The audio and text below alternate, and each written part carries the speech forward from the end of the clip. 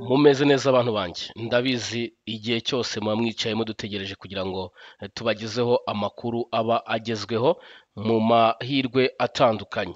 Iyo turi hano nta bindi tubagezaho nk'uko mubizi, tubagezaho amatangazo y'akazi ndetse no kwiga cyane cyane mu buryo bwa scholarship, tukababwira ibisabwa kuri iyo scholarship tubazaniye ndetse n'uburyo wakikoreramo application. Uyu munsi rero ndakeka benshi bagiye babona nyine post kuri za WhatsApp, kuri za Twitter, ku ma Facebook n'ahandi hatandukanye, bavuga kuri scholarship ya Mastercard Foundation ya online muri no university ya Edinburgh. Iyi rero ni university itanga uburyo bwo kwiga iya kure ariko wishyuriwe. Muri kaminuza nyinshi cyane ziba no ku isi hari ziba nyine zitanga izo opportunity, ariko ugasanga rimwe na rimwe bisaba ko wakishyurira. Ariko hano Mastercard Foundation muyizi nk'ikigo gisanzwe gifasha amakaminuza menshi biri partner with hano mu Rwanda. Arahari menshi, hari za UG, hari University of Rwanda, hari Kibogora n'ibindi bigo byinshi cyane hano mu Rwanda Mastercard bikorana mu bufatanye bwo kwishyurira abana amashuri, mu kuzamura ireme ry'uburezi ndetse no guachivinga education for all mu buryo busanzwe. Na Global rero hari ibigo byinshi cyane bifatanya cyane cyane nyine mu bigo biherereye mu Burayi, harimo iby'Ubwongereza cyane cyane nk'iyi university tugiye kuvuga aka kanya, hari n'ibigo bya za Canada n'ahandi hantu hatandukanye. Ariko uyu munsi ntabwo tuvuga kuri ibyo bya Canada, dushobora kuzabigarukaho mu zindi video kugira ngo tubafashe. Niyo mpamvu nyabuneka nimba ari ubwa mbere ugeze aha wakanda subscribe ndetse n'inzogera y'imenyekanisha kugira ngo video dushyizeho nyabuneka itagucika, ujye uyibona mu wa mbere, kubera ko iyo wakanze subscribe video tuba twashyizeho rwose uwa mbere kugira ngo uzibone, kandi tuba tubafite byinshi cyane bishobora kubafasha. Hano rero tugiye kureba ibintu bikurikira muri iyi video kuva tuyitangiye kugeza tuyishoje. Turarebamo iyi scholarship ni ibiki kavaringa, ese ni ibiki umuntu agomba kuba yujuje kugira ngo ayisabe, nahe masomo arimo umuntu yakora ate application. Ibi rero ni ibintu ugomba kwitaho kugira ngo bibe byaba supportive cyangwa byagufasha mu buryo butandukanye. Let's refer to the difference details ziri muri that announcement n'izi post zabo kugira ugize koroha kurusha uko nakoresha amaposta kuri WhatsApp. We have two portals. The first one is in the campus, the second one is online.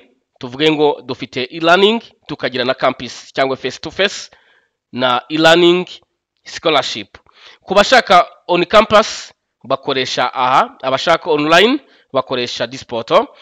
Ikintu cya mbere ugomba kumenya nkuko nabivuze, hari ibyo bita ama timeline cyangwa uburyo nyine scholarship nyine igomba gutangwamo, harimo n'uburyo bwo kwa applyinga. Byose ugomba kubanza ukabimenya kugira bize kukorohera. Mpereye kuri online postgraduate scholarship, ni uburyo nyine bwo kwigira kure wishyuriwe. Hano rero icyo turebamo ni ukureba icyo umuntu aba areba, harimo masters ndetse na diploma bizatangirwa online. Online rero harimo ibintu bitandukanye, amasomo nyine agiye atandukanye. Hari Nurturing Climate Leaders, iyo ni ya mbere. Application nkuko mubibona izanye ku itariki 14 z'ukwezi kwa 10, yatangiye ku itariki 14 z'ukwezi kwa 10 2025. Uyu munsi ku itariki 16 asize iminsi 2 aribwo bari ku applyinga. Ikindi hano dufite iyo muri information session for applicant. Hano rero n'abantu nyine bari kuri British Summer, nabo application yatangiye ku itariki 16, bivuze ngo ni none application iratangira. Ikindi tumanutse hano hari ibindi byinshi cyane bijyanye n'amasomo atandukanye. Hari international development muri masters, hari global food security and nutrition, hari global challenge, hari climate change management, hari one health, hari social justice and community action, hari biodiversity, wildlife and ecosystem health, hari global health and infection disease, hari data driven breeding and genetics, hari digital education, hari data science and technology. Izi zose zizatangirwa online. Ikintu cya mbere ugomba kumva ko kizabamo provided cyangwa kizafashwa kuri aba bantu bazagira amahirwe bakaba selected nta kindi ni ibi bikurikira. First of all, agomba kwishyurirwa amafaranga y'ishuri, nta kintu na kimwe umunyeshuri agomba kwishyurirwa. Ku bandi bantu bose bagomba guhabwa allowance cyangwa spend igomba kubafasha kubona ibijyanye na internet ndetse na laptop bashobora kwigurira. Harimo icyo twita in personal, attending in personal gathering, uburyo nyine bwo gufashanya buri personal. Hari kwitabira gahunda zisanzwe cyane cyane nka climate leadership program muri university, including regular online workshop, online coaching and support. Hari kwitabira izijyanye na climate enterprise school muri intensive week long program of training sustainable entrepreneurship and innovation. Hari dedicated online coordinator, uburyo gufashanya cyangwa kugufasha buryo bwa online.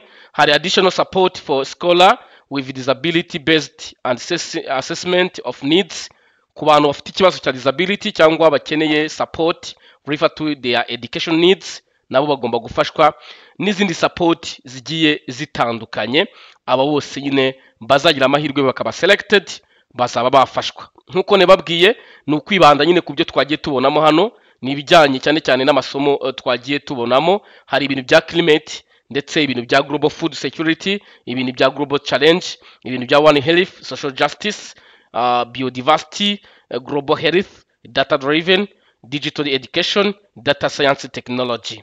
Aba ni abantu rero bashobora gusabamo nyine izi option. Ni option nziza kandi bibutse ko ntago igihe cyose usaba option kubera ko ibyo bintu wabyize, binasaba kuba ufitemo experience. Nk'iyi international development nyaboneka ushobora kuba wayisaba kandi ibyo bintu atari byo warangijemo bachelor, ahubwo ubifitemo experience. Hano impamvu turaza kureba kandi eligibility, mbese ninde wemerewe. Found about eligibility criteria to apply on campus and online postgraduate scholarship with the Mastercard Foundation Scholarship. Itukanda hano kugira urebe eligibility. Kuri eligibility rero tugiye hano murabona tugiye kureba ikijyanye na postgraduate, mbese iyo masters cya diploma. Nkuko bano babivuga cyane, ugomba kuba hari ibyo ugaragaza biri first cyangwa bikugarije bituma utakomeza amashuri yawe, byaba biri social, financial, personal, practical cyangwa health related. Ubwo ni ibintu ushobora kuba bikwaffecta during your education, ari barrier yo kugusupportinga kusucceedinga next education. Hano applicant must graduate from undergraduate study and must have degree certificate and the official final transcript. The someone bajya batubaza ngo am eligible to apply without graduating, without getting my transcript and the degree? No. Hano you must apply when you get all document, degree and the transcript. Ugomba ku applyinga byose ugize ute ubifite to upload alongside the application by 20 November 21st. Nivuze ngo application iri hagati ya 14 ku itariki 14 kugera ku itariki 21 z'ukwezi kwa 11. Bivuze ngo ugomba kuba wamaze no ku uploadinga all document. Applicant must be a resident and citizen or hold refugee status in African country including North Africa. Nukuvuga ngo abantu bagomba ku applyinga bagomba kuba ari abaturage cyangwa ari impunzi zo mu bihugu bya Afrika, that are African refugee or African residents. Applicant must have first barrier to education and their early career. Refer to your barrier. Ushobora kuba waracompleting your bachelor degree, ukagira ikibazo kijyanye na financial, ukagira ikibazo kijyanye na disability, ukagira ikibazo kijyanye na refugee. That barrier zigomba kuba ari zo ziba considered than others. Bese umuntu ugomba kwa applying agomba kuba afite barrier zamugizeho ingaruka agatuma adacompletinga izindi degree. Ubwo bachelor degree yawe wayihezeho kubera ko nta bushobozi ku mpamvu zitandukanye. Applicant must demonstrate a track record of leadership and service with their community. Remember that when you are in the community, you are not alone. Kandi ntabwo bivuze ko nimba uri muri community nta kazi ufite kuzaguma wizengurukaho. Tanga support nk'umuntu urangije bachelor nyine. Noneho izo support wagiye utanga muri community. Mu Rwanda tugira nyine ibyo twita inteko z'abaturage, tugira utugoroba tw'ababyeyi, tugira imiganda, tugira youth community and so ube waragize icyo utanga muri leadership in the community, ugira nyine icyo wubaka muri community, nacyo ugomba kukigaragaza. During application, applicant must demonstrate experience or at least ambition in making a meaningful impact in addressing the climate crisis. Nubango garagaza ko ufite experience mu bijyanye nyine no kubungabunga ibijyanye n'imihindagurikire y'ikirere. For example, nk'ubu dufite umuganda ku cyumweru cya nyuma cy'ukwezi, nk'uko twawugize ku bushize. Umuganda twari turi gutegura ibinogo bizaterwamo ibiti, sibyo twakoze ubushize. Umuganda ukurikiyeho tugiye gutera ibiti muri bya binogo twacukuye. Ndakeka mwarabonye itangazo rijyanye na Minisiteri y'Ubutegetsi bw'Igihugu igaragaza gahunda y'umuganda mu cyumweru gitaha. Izo ni gahunda nyine zo kubungabunga ibidukikije, ariko tunashyigikira ihindagurika ry'ikirere kugira ngo tugabanye ibyo bibazo. Garagaza ko ufite experience mu bijyanye na climate crisis, ibyo bibazo biri muri climate crisis. When you have any experience, when you have some support you have provided, show that in the application. Mu gihe uri ku applying, garagaza is experience n'izo support wa providinze muri climate crisis.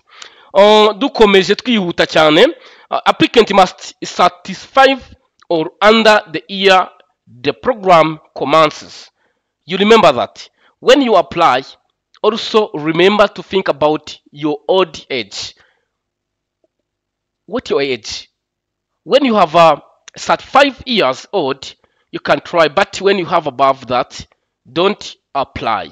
You are eligible when you have 35 years or below that years. Therefore, for 2026 academic year, we accept applicants from those born after 1st January 1991.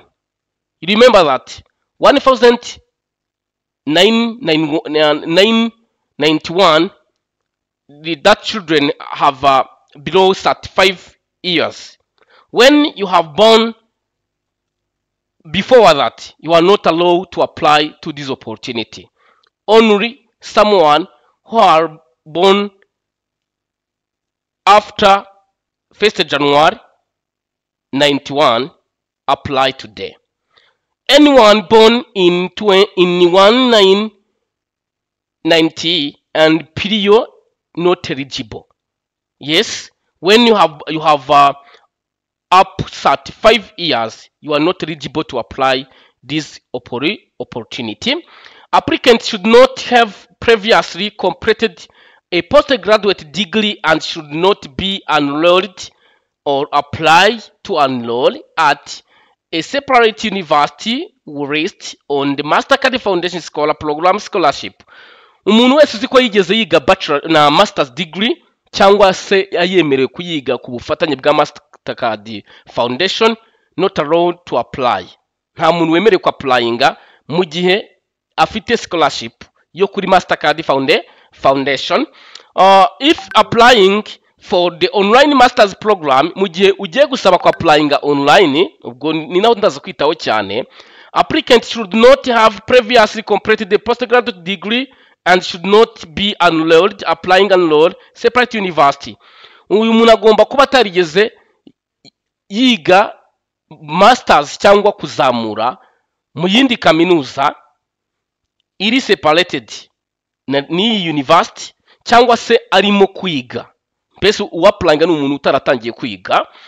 If applying for the online postgraduate diploma, mu gihe none wapplyinga kuri diploma, applicant can either have an undergraduate or master's degree from an African university, provided they will graduate from either degree by 21st November.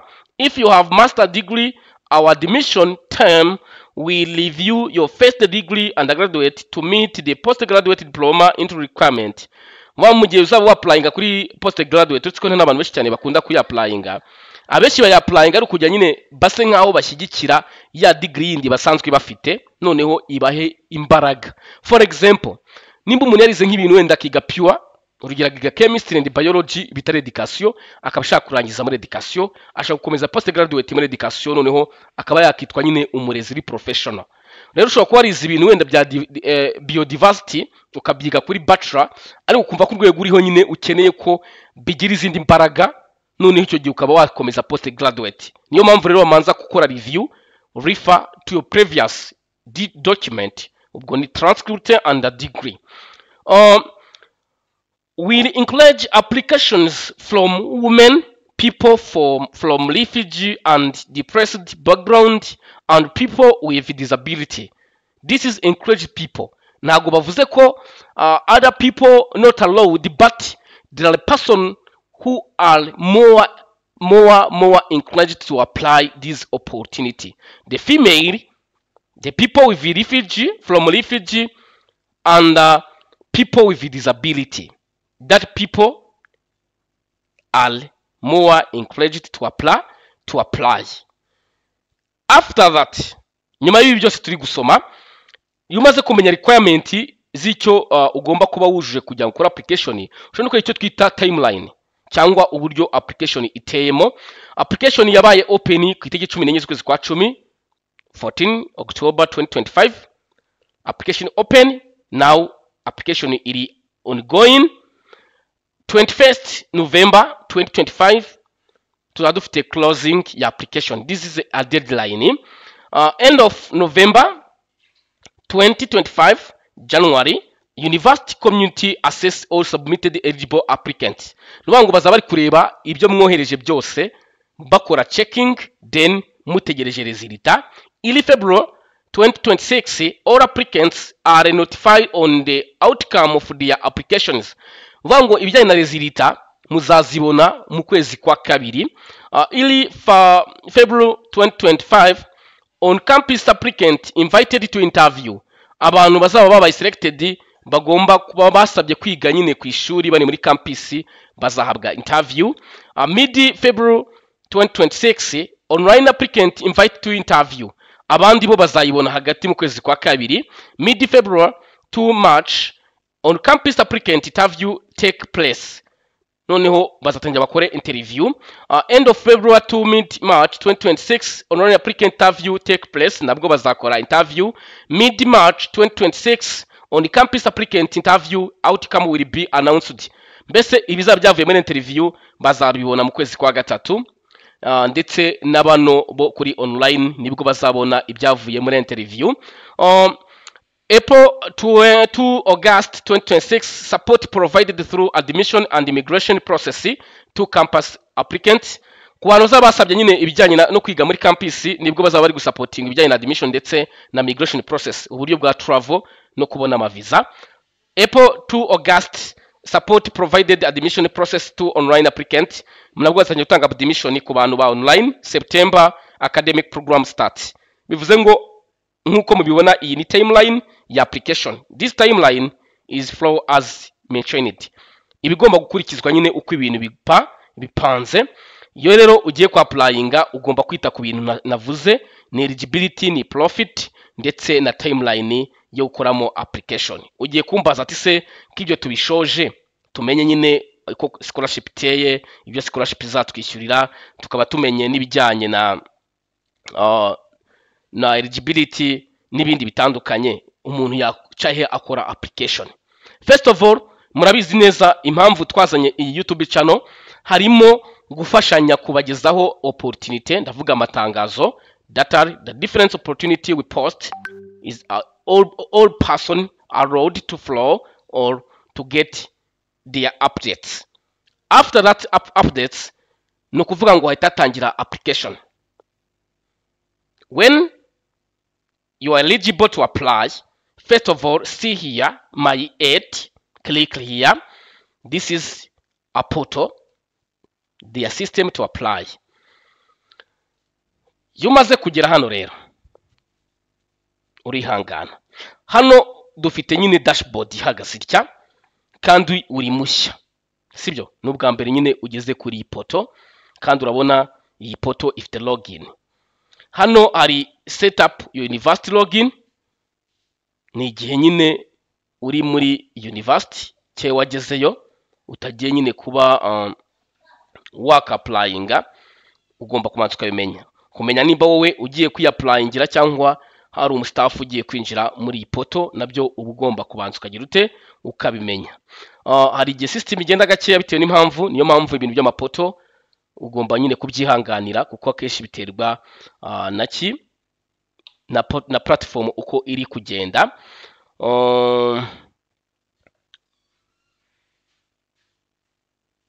Murihangana banze ndebe ko poto iri kuraninga uko bikwiye, kuko hari some menu ntari kubona. Izo menu ntari kubona rero ntago nahita nzikonfirma, muramwihanganye tumanze tucekinge turi kumwe. Buranda nabikunda cyane kuko hari igihe abantu bagira ngo umuntu ari kubabeshya, kandi ibintu tuba twabazana ibintu nyine bisanzwe bikorwa kandi buri wese yabyikorera. Mu gihe ukeneye support ko twagufasha application, nta mpamvu yo gucikwa, ushobora kutwandikira kuri WhatsApp, urasanga muri description y'iyi video, kugira ngo byose bibe byagenda neza. Ngiye hano nakinjira bigakunda kubera ko mfitemo konte, ndashaka gufasha abantu batagiramo konti, mbese badafitemo account, nibwo biraza korohera cyane kurusha abandi.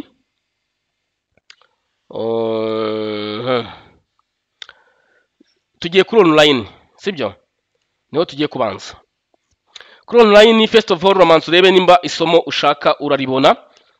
Isomo nyine ushaka kwiga, ngende nshaka applyinga kuri digital education, kuri masters. Ubwo mwabonye nyine ko nkanzeho byari bimeze gutya, mpita nkandaho direct, bamanza bansobanura uko iteye, mpite nza nyikandeho gutya. Nimara kuyikandaho barita banyereka ahantu nkanda apply now, turi kumwe. Mpite nkanda apply masters digital education.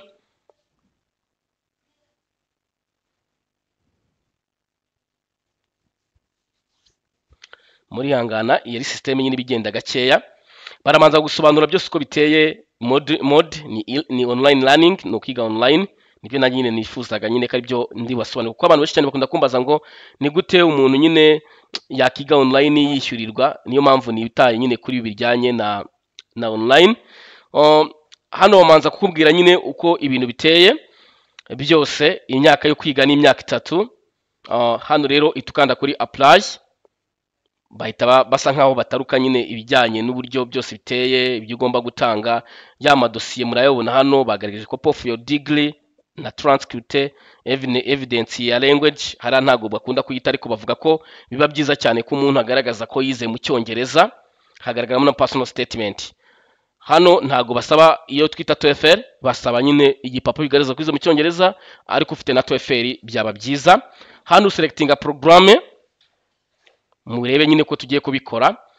Hari agace ka mbere k'imyaka 2, hari agace ka kabiri k'imyaka, iyi nyine ni post graduate, hari na masters y'imyaka 6.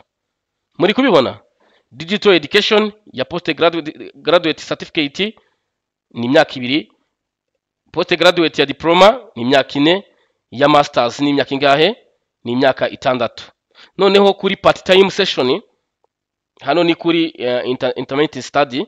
Hano rero abenshi cyane bisabira kuri part time, kuko aba online niho basaba. Duhitamo rero iyi masters digital education ya part time, n'abandi basaba ku zindi programme niko bagomba kubigenza. Wamara gusaba hano bakakwereka start date, nijya ushaka gutangira amasomo yawe. Hano nkuko mwabonye ko resite zasuka mu kwezi kwa kangahe? Ni mu kwa 9 tuzatangira kwiga. Ntabwo rero uhitamo mu kwa mbere, icyo gihe n'uguhitamo mu kwezi kwa 9. Hano bagita kubwira gutangira application yawe. Turi kumwe. Ubu ni uburyo nyine bukuramo application yawe kugira ngo submitting ubusabe bwawe. Ubwo ugomba kuba nyine umaze gutunganya transcript yawe na degree yawe, ufite naga passport byaba byiza. Uretse hano nyine katari itegeko, wateguye aga personal statement n'ibindi byinshi. Ushaka ko nyine tuzajya tugufasha kwa applyinga no gutegura izo dossier, rwose turabibafasha. Haba ari gutegura motivation letters za scholarship, haba ari statement purpose n'izindi statement zikenerwa muri application, ndetse no kukugira inama mu byo wasaba bitewe n'ibyo wize tubakubereye. Nkuko mubibona bahise banyimura, mwabibonye ko banyimuye, bamvanye mu yindi platform twari turimo, banyinjiza mu yindi platform ya kabiri. Hano wowe ushobora gusoma nta kibazo, ariko si ngombwa. Ibyo ugomba kumenya ni ibisabwa kugira ngo byose nyine ubisubmitinge. Ibijyanye na employment, ntago ari itegeko, ni if applicable bihari. Hari finance, aha niho hakunda kugaragara nyine nimba nta bushobozi bwo kwiga wari ufite. Hari reference, ni abantu bakuzi no kwa uploadinga dosiye zawe. Hano harimo na programme na contact zawe. Ibi ni ibintu uraza gusabwa mu gihe uraba uri gukora iki, uri kuzuza form. Uhita ukanda continue. Murabona ko bahise bampa iyi poto, iyi form niyo ngomba kuzuza. Iyi form rero niyo ushyiramo amazina yawe neza. Hano ugaragaza igihe wavukiye, mu byibuke ko ni ngombwa kugaragaza igihe wavukiye kubera ko ni naho barebera ya matariki twavuze, ya matariki ugomba kuba utarengeje. Hano hitamo umwaka ndavuga nyine uwo wavutsemo wa nyawe, ugahitamo ukwezi wavutsemo, ugahitamo itariki. Wamara kubyemeza ugashyiramo email yawe kandi uzi neza ko iyo email ikora neza, password yawe yibuka igihe cyose wayisura, niyo bakwiba telefone wawe ufite access ya email yawe. Hano bakubwira ngo have you applied or studied at university, wigeze wiga muri ya kaminuza? Hoya. Hano warangiza ugakanda proceed, gukomeza. Nkuko mubibona hano kuri poto ngeze, bahita bakwereka nyine bya bindi wujujemo kugira ngo nyine wemeze nimba nta kibazo. Iyo usanzemo ikibazo usubira inyuma, ariko iyo ubonye byose byanditse uko ubishaka urikomereza, ukanda proceed. Hano kugira ngo nyine confirm data watanze karizo. Nkuko mubibona ahantu tugeze ni ibifomu ugiye kuzuza. Ni urufomu urarwuzuza guhera hano kugeza ukoze submission. Nta mafaranga ucibwa muri application kugira ngo submitting. Murabona ko ibintu byoroshye cyane, ntago iyi fomu twayuzuza twese turi kumwe ngo ndinde nyisoza. Icyo ndabakorera gusa, iyi link turi gukoresha hano muraza kwisanga muri description ya video, ndetse na nimero ya WhatsApp muraza kwifuza kunyandikiraho mu gihe mushaka ko mbafasha ku applyinga, nabyo muraza kubibona muri description ya video ndetse no muri comment ya mbere y'iyi video. Nimba rero ubonye iyi video, ubwo icyo nashaka kubereka nyine n'ibijyanye na application. Nimba ubonye iyi video nyaboneka ishobora kukuberamo amahirwe n'umugisha, kanda like, ikindi uyisangize bagenzi bawe kugira ngo nabo babe bakomeza kugerwaho n'aya mahirwe. Nimba ari ubwa mbere utugezeho kandi cyangwa se utarakanda subscribe, nyaboneka kanda subscribe n'inzu yemenyekanisha, kuko tujya tubahirira amahirwe menshi atandukanye kandi yagufasha mu iterambere rya buri munsi. Mbibutse ko ibi ababyemerewe ni abantu barangije bachelor degree cyangwa undergraduate, bashaka kwiga ku cyiciro cya masters cyangwa diploma, ariko bahereye kuri bachelor degree kandi bafite iki, bafite transcript na degree nibura ku itariki twababwiye, sibyo? Ubwo rero ibi ngibi kubisaba murumva ko byoroshye cyane, nta madokima ya danger asabwa ngo ugire ngo wenda nyine ngo amadokima ngo bazagusaba ngo na madokima nyine ngahambaye ngarenza ayo utekerezaho. Ya nka dokima murazibona ngizi, niho mise ntarukandagira.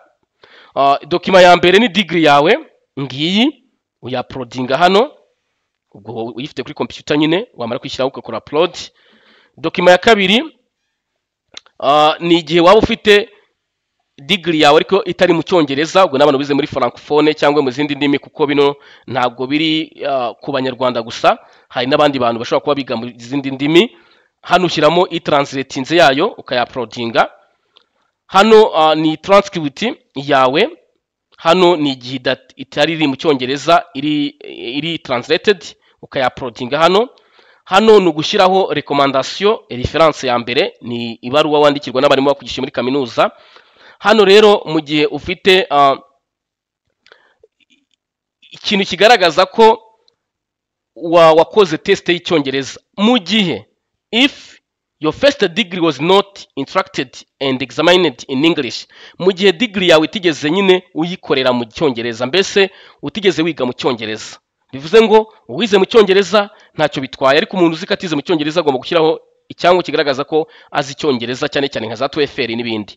Ku bantu ariko mwize mu Cyongereza cyane cyane nyine nko mu Rwanda, nibyo turi gukoresha cyane uyu munsi, mwebwe nta gusabwa iki gipapuro. Urangije kwa uploadinga byose nyine nibwo uba ugiye kugera kuri step za nyuma, nkuko mubibona dokima ziri kuri step ya nyuma. Reference rero wa uploadingamo uba wanamaze kuzishyira hano. Reference ni abantu nyine bakuzi, nkuko mubibona dufite reference wa mbere, dushyiraho na reference wa kabiri. Biba byiza ni ugushyiraho email ya reference, ko agomba kwakira email, ugashyiraho title ya reference, icyo musanzwe muhuriyeho, amazina ye, ugashyiramo ama email ye, ugakonfirma email ye, then ugakomeza ugashyiraho n'ibindi. Ni umuntu ukuzi cyane cyane, nyine ni umuntu wakwigishije muri kaminuza cyangwa umuyobozi wo muri kaminuza. Hano kuri finance, hano usobanura nyine ibijyanye na finance yawe. In the event that full financial assistance is not available, how will you finance your program of study and living cost exemplary funded? Ese hari ubushobozi waba ufite? Hano uhita usobanura ko ubushobozi bwawe ugendeye kuri impunzi, ugendeye ko wamugaye, ugendeye ko umuryango wawe utishoboye, ukabisobanura neza no ukabishyiramo. Aha ni kuri finance. Aha ni kuri employment n'ibijyanye n'akazi nyine.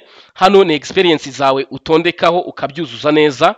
Hano ni qualification, ni amashuri wize, mbese ni biki wize, ni bijyanye n'ibiki wakomejemo. Nkanjye ushaka kwiga nyine educational technology, n'ubu nifite bachelor degree muri education, it's better nkabisobanura nkabishyiramo byose hano. Hano ni kuri program nyine, n'ubundi ni bimwe narindi gusaba kwiga. Program hano nkuko mubibona ni Masters Digital Education ya online, imyaka 3. Hano nyine ugenda usubiza ibibazo bakubaza, ni statement isobanura interest n'impamvu wasabye. Hano ni knowledge training skills, ubumenyi usanzwe ufite kuri ibyo bintu ushaka gusabamo. Murumva ko ibintu rwose byoroshye gukora kano ka application, buri wese yakikorera mu gihe yaba afite umwanya. Ariko mu gihe tunafite umwanya, nyaboneka tuba duhari, ntazagira umuntu uzajya ucikwa amahirwe ngo wumve rimwe na rimwe ari kutubwira ngo tumufashe kandi yaragize ate, yarabibonaga biri gutambuka, iki kikagenda kimucika. Iyi ni kaminuza imwe mu makaminuza rwose meza afashwa na Mastercard Foundation, kandi ubonye aya mahirwe rwose abaryoshye, kubera ko amafaranga wakiga online allowance barayikoherereza, ukaba wayiguramo internet, ukaba wayiguramo laptop, cyangwa uburyo bwo kwisapotinga muri education yawe ya buri munsi. Mwebwe rero mwese mwarangije bachelor degree, namwe mumva ko muzazibona mbere yuko deadline irangire ko applyinga. Nkuko mwabibonye ni 21 z'ukwezi kwa 11, bivuze ngo buri wese ategetswe kuba yabona izi document mbere yuko application igirite irangira. Niba ukeneye support, nababwiye ngo muri comment murasangamo nimero ya WhatsApp mushobora kutwandikiraho kugira ngo ube wahabwa ubufasha. Ukeneye no kujya udukurikirana kuri WhatsApp group, muraza guhura na link ya group ndetse na WhatsApp channel ku buryo wajoininga ukajya udufollowinga buri munsi, ukajya ubona amakuru kandi agufasha mu iterambere rya buri munsi. Ndumva rero twasohoreza aha ngaha, nifuriza amahirwe masa uwari wese ugiye kugerageza aya mahirwe. Everybody rwose good luck. Ikindi ukeneye support ntagire ikibazo, kandi nyaboneka kudakana subscribe kuri ino YouTube channel no kunyagwa zigahera, no guhomba, kuko amahirwe menshi cyane tuba tuyabafitiye kandi tuyabagezaho ku gihe. Nyagasani rero bakomeza bane namwe, kandi ndakeka buri wese ahari mu gihugu afite intumbero, kandi intumbero nziza. Amahoro y'Imana akomeze abane namwe.